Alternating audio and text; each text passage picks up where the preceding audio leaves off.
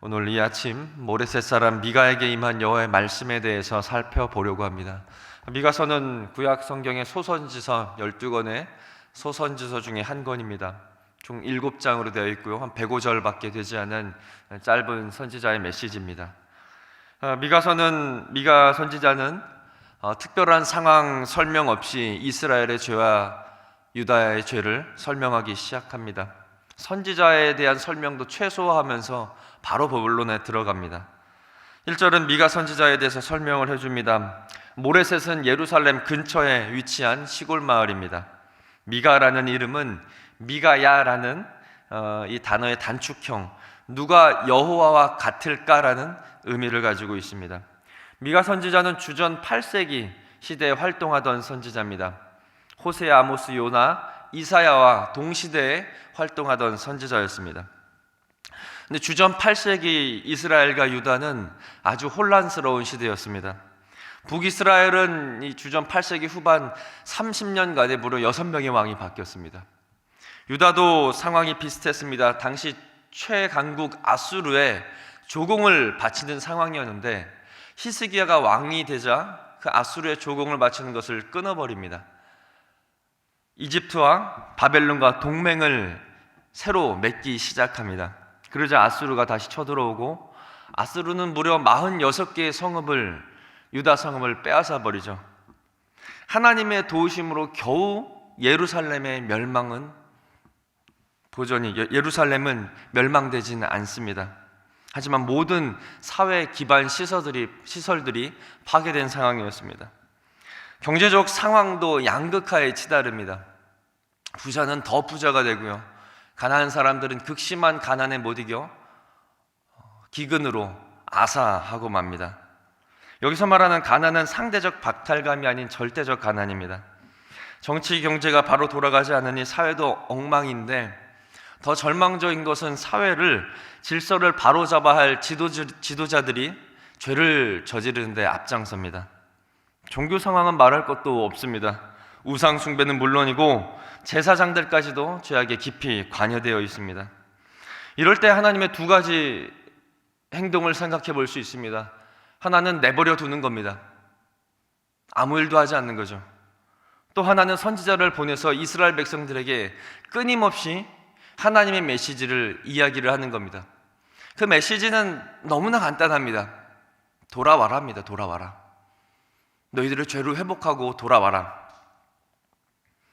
하나님의 유일한 바람, 이 구약성경 선지서에 외치는 무수한 심판 속에서 하나님의 단 하나의 바람은 돌아와라는 겁니다. 구약성경 3분의 1 이상이 선지서인데 어찌 보면은 반 이상이 하나님의 선포된 그 말씀인데 한 단어로 요약할 수 있습니다. 회개하고 돌아오라는 겁니다. 듣든지 아니 듣든지 미가 선지자는 하나님께서 주신 말씀을 백성들에게 선포합니다. 그래서 미가서 원문의 첫 단어는 여호와의 말씀으로 시작을 합니다. 2절에서 7절까지는 재판장에서 재판장과 판사가 있는 그 장면을 떠오르게 합니다. 미가 선지자는 유다와 예루살렘 백성들을 부릅니다. 호출합니다. 호출한 이유는 여호와께서 그 백성들에게 오셔서 백성들의 죄를 낱낱이 보여주기 위함입니다. 재미난 것은 그 죄를 물으시는 장소가 오늘 말씀 2절에 보니까 성전입니다. 여러분, 성전은 여호와의 임재의 장소죠. 하나님이 임재하신다라는 의미는 복이 넘친다는 겁니다. 그래서 에스겔서와 시편에 보면 복이 흘러나오는 그 상징적인 장소를 성전이라고 이야기를 합니다. 그런데 하나님께서는 오늘 2절 말씀에 성전에서 예루살렘과 유다를 불러 모아서 심판하십니다. 왜냐하면 그곳에서 복이 흘러나와야 되는데 죄악이 흘러나오기 때문입니다.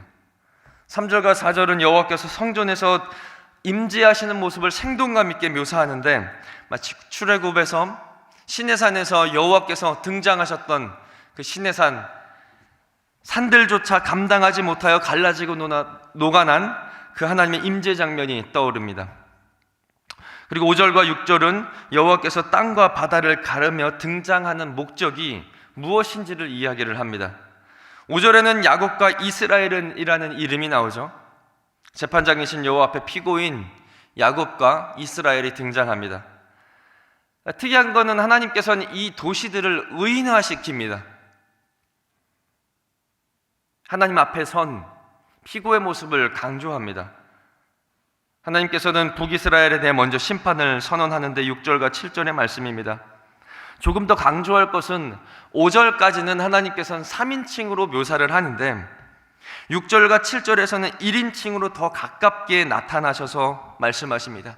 내가 직접 나타나서 사마리아의 죄악을 간과하지 않겠다라고 이야기를 합니다. 심판은 가혹합니다. 번성했던 북왕국이 들의 무더기처럼 변한다고 이야기를 합니다. 돌들이 무너져 기초가 드러납니다. 그리고 이러한 심판의 이유를 하나님께서는 다른 곳에 찾지 않고 7절에 보니 종교적 죄악이기 때문이라고 이야기를 합니다. 여러분, 수많은 이스라엘과 유다의 참상, 부패함을 보십니다. 그런데 하나님께서 심판을 내리는 근본적인 이유는 종교적 타락이었습니다. 하나님을 떠난 것, 더 구체적으로 말하면 하나님의 말씀에서 떠난 것이 거기에서 모든 죄악이 나타난다는 겁니다. 소돔과 고모라도 사사시대 때도 왕정시대 때도 그들의 실패의 원인은 다른 데 있는 것이 아니라 하나님의 말씀을 떠났다는 것에 분명히 선지자를 통해 하나님께서는 말씀을 해주십니다.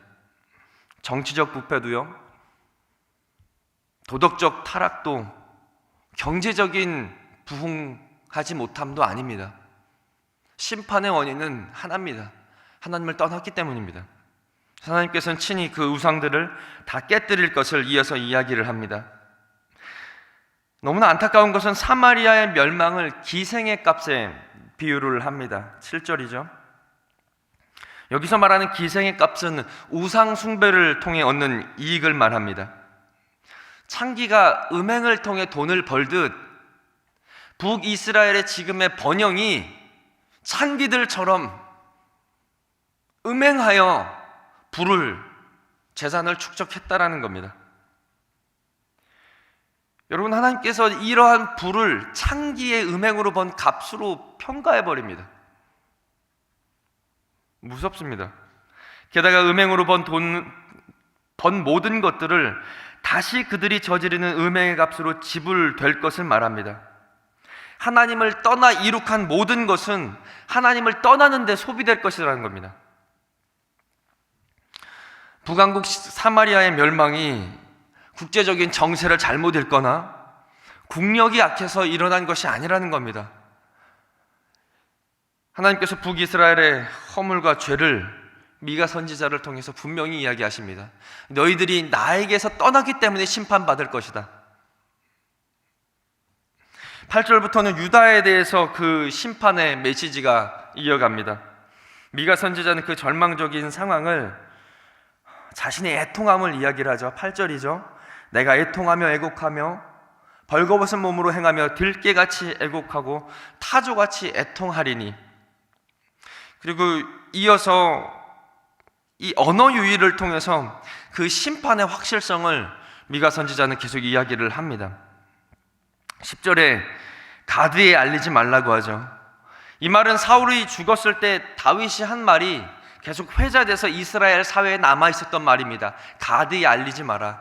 하나의 속담처럼 돼버린 거죠. 이것이 뭐냐면 이스라엘의 부끄러움을 알리지 말라는 겁니다. 하나님 백성이라고 말하는 유다 백성들의 이방 백성들에게 수치를 당하기 때문입니다. 베들레 아브라에서 먼지에 굴렀다고 합니다. 베들레 아브라는 먼지가 많은 집이라는 뜻입니다. 즉 먼지가 많은 집에 살고 있는 주민들에게 먼지를 뒤집어 쓰고 구르라는 겁니다. 구약에서 먼지와 재를 뒤집어 쓰는 것은 극한 슬픔, 극한 재앙을 의미하죠. 11절은 사빌 주민에게 말합니다. 사빌은 아름답다. 아름다운 성읍에 사는 백성들이 벗은 몸으로 수치를 당합니다. 아름답게 옷을 입고 화장을 하고 장식한 백성들이 그 모든 것들이 수치를 당하고 벌거벗김을 당하고 빼앗김을 당한다는 겁니다. 사안한 주민에게 나오지 못할 것이라고 말합니다. 사안한의 의미는 나오답니다. 나와야 되는데 적군에게 막혀서 나오지 못한다라는 겁니다. 벳에셀은 의지할 곳이 없을 것이다. 벳에셀은 뿌리의 집입니다. 뿌리의 집. 뿌리까지 뽑힐 것을 이야기를 합니다. 마롯에게도 선포합니다. 마롯 의미는 쓰다, 고통이라는 의미입니다. 13절은 라기스 주민에게 선포합니다. 라기스는 유다에서 가장 자랑하는 군사적 요충지입니다. 하지만 유다의 자랑거리인 무기와 병거가 공격용이 아닌 후퇴할 운명임을 말합니다. 그리고 그 원인을 다른 데서 찾지 않습니다. 종교적 타락, 우상 숭배에서 이야기합니다. 이 죄악이 14절 심판 선언의 원인이 됩니다. 미가는 자신의 고향에 대해서도 이야기를 합니다. 가드 모레셋, 가드의 소유물이라는 겁니다. 소유물이요. 그 소유물이 아수르에게 통째로 넘어간다라는 겁니다. 아버지가 출가하는 딸에게 예물을 쥐어주듯 떠나는 그들에게 작별 예물을 주라고 선포합니다. 왜냐하면 영영 못 만날 수 있기 때문입니다. 악십에게 선포합니다. 악십이라는 의미는 거짓으로 속이답니다. 백성이 왕을 속이고 왕이 백성을 속입니다. 백성이 하나님을 속이고 왕도 하나님을 속입니다. 마지막으로 마레사 주민에게 선포합니다. 마레사는 소유하다라는 의미입니다. 선지자는 마레사 거민들을 향해서 너를 소유할 자를 내게 이르게 할 것이다 라고 이야기를 합니다. 곧 아수르가 임할 것이다 라는 것을 예언하라는 거죠.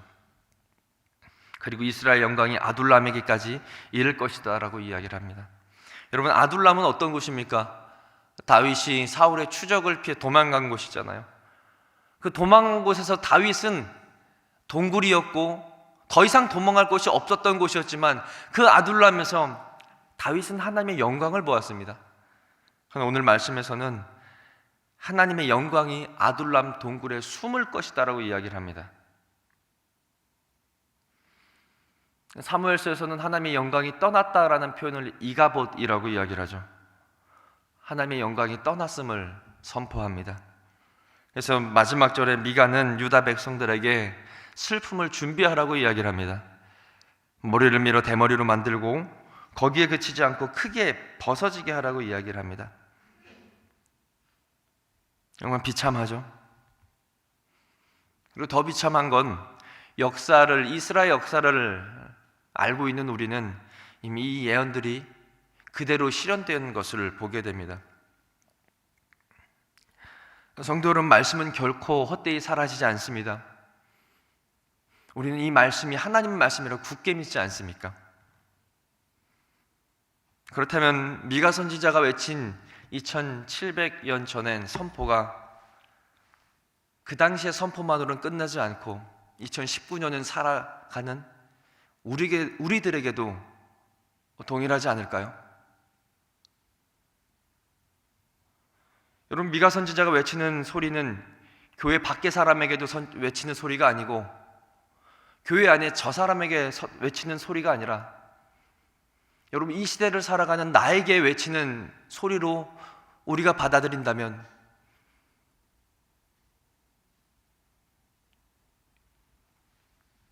우리는 소스라치게 놀라야 되지 않을까요? 왜냐하면 주전 8세기 이스라엘 상황과 2019년을 살아가는 대한민국의 상황은 너무나 여러분 흡사하지 않습니까? 여기서 질문 하나가 생깁니다. 아주 단순합니다. 이 메시지를 들은 우리는 어떠해야 되는가? 에라 모르겠다. 그냥 여기 이때까지 이렇게 살았는데 그냥 계속 이렇게 살아야 될까 할까요? 아니죠. 마음에 찔림이 있다면 거기서 멈추고 돌아와라는 겁니다. 하나님의 메시지는 오늘날 우리에게도 동일합니다. 돌아와서 신앙을 회복하라는 겁니다.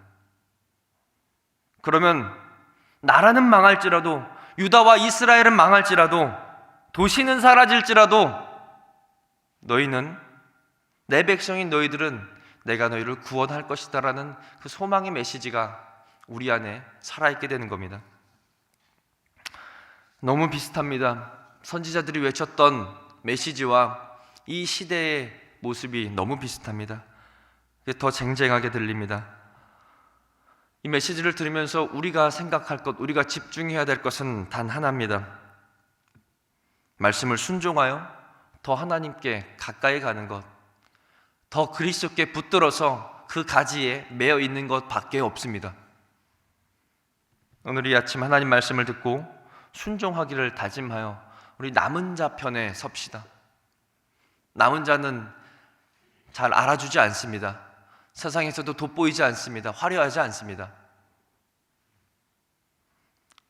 오히려 이 남은 자를 세상이 무시하고 경멸할 수 있습니다. 그럴지라도 미가 선지자의 메시지, 이 강렬한 메시지를 나에게 주시는 하나님의 메시지로 받아들이고 하나님 앞에 오늘 우리를 다시 한번 점검합시다. 말씀 앞에 점검하고 하나님, 이 시대의 흐름에 조류에 휩쓸리지 않고 나는 하나님 말씀을 붙잡고 이 선지자의 선포를 나에게 주시는 사랑의 메시지를 듣고 다시 회복하겠습니다. 이 말씀을, 이 믿음을 다짐하는 이 아침이 됩시다. 우리 같이 말씀 생각하면서 함께 기도하겠습니다. 사랑의 주님, 미가 선지자의 메시지를 듣습니다. 어리석은 자들이 아니라 하나님 말씀을 듣고 마음이 동하여 하나님께 돌아오는